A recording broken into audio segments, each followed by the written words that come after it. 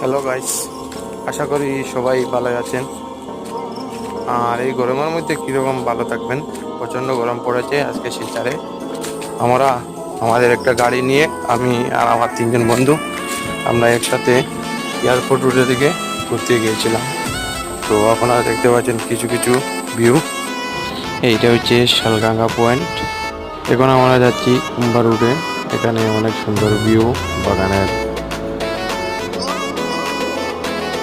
অসাধারণ ভিউ, দেখতে খুবই একটা ভালো লাগে।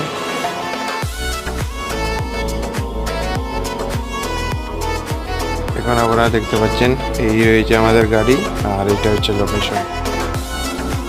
অনেক সুন্দর দেখতে, অনেক সুন্দর, অনেক